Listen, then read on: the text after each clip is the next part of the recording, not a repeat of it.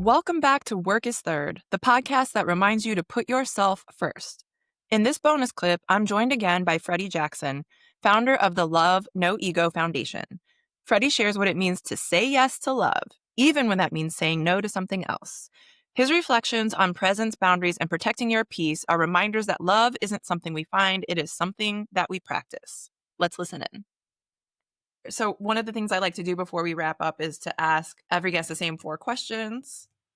Are you ready for them? Yeah, absolutely. Yeah. Well, the first question is, what is it easy? So we've talked a lot about the work that you are doing to build a better world. And we didn't talk a whole lot about you personally, although you did, it came out, right? A lot came out about how you manage your time and your peace and your energy, which I love. So these questions are very specific to you. Okay. Okay. So what is it easy for you to say yes to? I'm going to say it's easy for me to say yes to love. Like it's easy for me to, I feel like I know what it is. Like even if I don't, it's like I've never not been able to recognize it. You know what I mean? And when I say I always say yes to love, it's like the things that serve not just me, but the people around me and the person that I'm interacting with at that moment. You know, I'm able to say yes to what love is calling me to be, even if my answer to what they're asking me is no. You know, because that's what's best for us. Right. I think that's something to aspire to because there are people who are still in the healing process who have a hard time saying yes to love. Mm-hmm. Yeah. And some people take that love and automatically it's attached to something else already other than themselves. You know? Yeah. Like it's all like ask a question like, what is love? And some people default right to relationships, which that could be a part of it. Yes, it's a sharing, of course. Like love always extends and shares, you know, but when you practice placing the value over there, you know, you kind of skip over where the recognition is coming from. Like, Yeah. Recognize your value and your own love outside of relationships. yeah. So yes to love. Yes to love. So I heard you say the word no. So the second question is, what is it hard for you to say no to? Mm. It's hard for me to say no to accepting a new kid into our program because I see the intake, I see the service and love that they need. And if we don't have the capacity to take on another one, like we have a wait list or something, it's hard for me to like say no. I'll sometimes be like, I'll take it.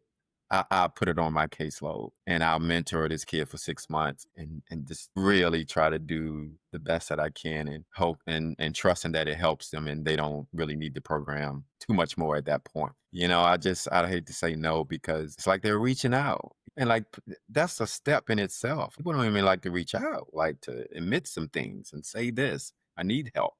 So when somebody does that, it's like I'm already booked, you know, and this and that and that. How can we make this work? But I always end up inviting them to like events. Like when we do a community workshop with youth, I make sure that if we're not able to enroll them in the mentoring program, that they can come to all the events and still get some of the messaging and be a part and interact with some kids their age and stuff. So. I think that goes back to this idea of, like you said, simplicity. So if your life is not full of all these other distractions and all these other obligations, you can make space for someone when they reach out. You don't even have to make it. You have the space Mm-hmm. Yeah, to find a way to yeah, make it work. yeah. And you know, I'm very obedient to my schedule too, though. It's like I don't do sessions on Fridays. 10 o'clock, 10:30 in the morning a.m. is my cutoff for Fridays. And I usually have a presentation or something from 9 to 10, like at a school or somewhere. And that's it. I'm off. I'm going to the mountains. I'm done for the day. So I'm very obedient to that. And when people ask, I'm like, ugh, you're trying to get my Friday. That's me all the time. I'm like, oh. And so I've been getting so much just better and better with that, you know? And it tends to work out and I'm stronger because of that, you know. I'm more impactful because of that. So I think you probably answered this next question in this Mm-mm. answer that you just gave, but the question is, when it comes to joy or rest or self-care or setting boundaries, what do you do really well? Uh, yeah, yeah. I think I do that well and I take, 45 minutes to an hour, sometimes longer every day to do a whole lot of nothing. Like a whole lot of it. I got a hammock. I put my hammock up in the tree. I walk down through the trail, find me trees next to the water and set in my hammock. 30 minutes later, I might break out my book, start reading it, close it. And every time I get into my hammock or I get out in nature, other than tracking my steps or how far I'm going, or maybe just to have my map open if I'm on a new trail so I don't get lost. Because I go in the mountains a lot.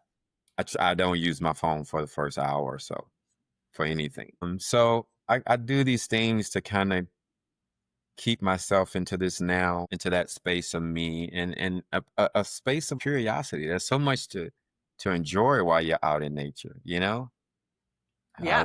It's just quite astonishing. It's everything that we are, this whole love thing is everything we're designed to do and be here on this earth, you know?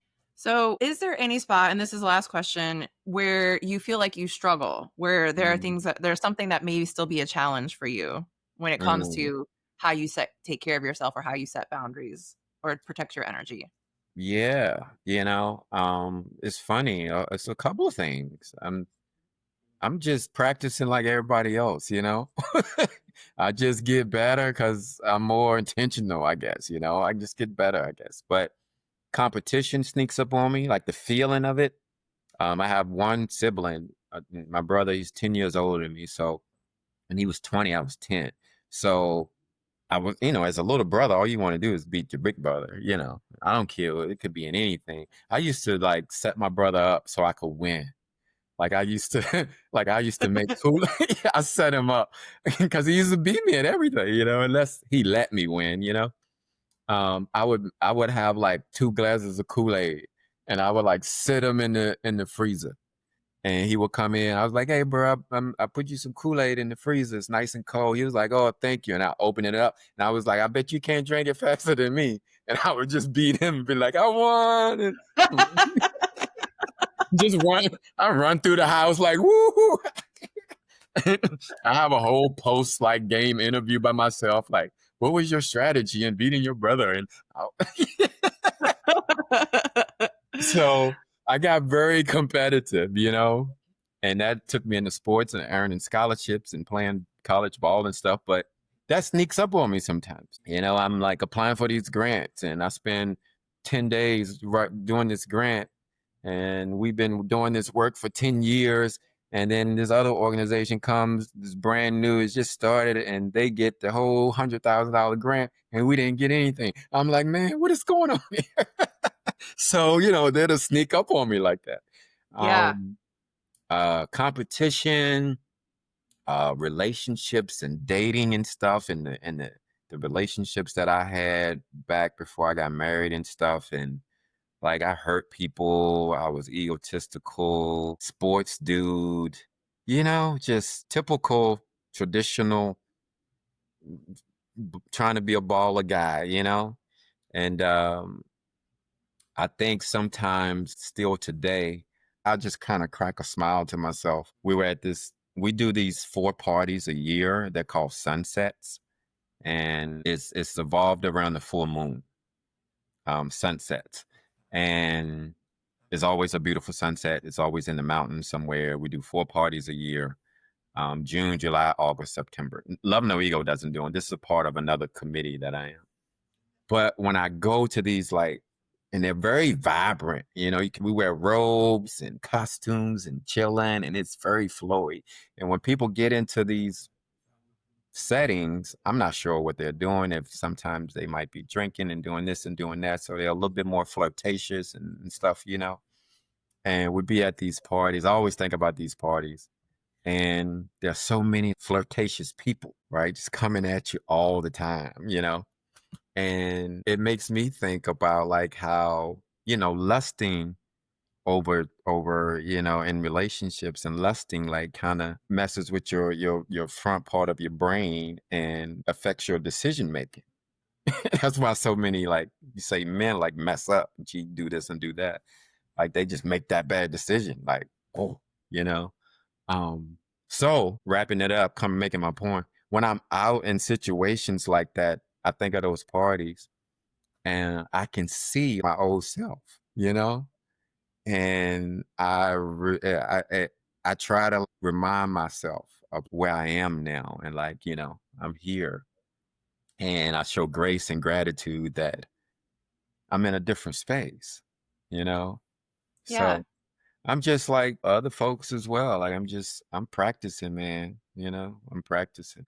I'm practicing too. So I appreciate you sharing your thoughts and your experience. Yeah, So I wish we had time to talk more about these sunset parties because this sounds amazing. I'll invite you. I'll send you some invites. We're planning the next four for 2026. Yeah. Yeah, that sounds really interesting. Love to learn more. They're so fun. Like you watch the sunset, and there's the conscious stuff going on. Like you can go over here for meditation. There's my friends over here with the ceremonial tea, and there's art going on. There's two or three DJs that kind of shift throughout the night. It's just a good, solid vibe. And we have this one we do at the mansion. It's called Swananoa. It's a mansion in the mountains. Mm. Like it's magnificent. Yeah. Okay, I'm looking forward to details for 2026. I got you. I got you. Thank you for listening to this Work is Third bonus clip with Freddy Jackson. If this conversation inspired you to make a little more space for peace in your life, share it with a friend who could use the same reminder. And if you haven't yet, check out the full episode, Love, No Ego, The Courage to Be You, where we go deeper into what it means to live with courage, authenticity, and grace. Make it a great day.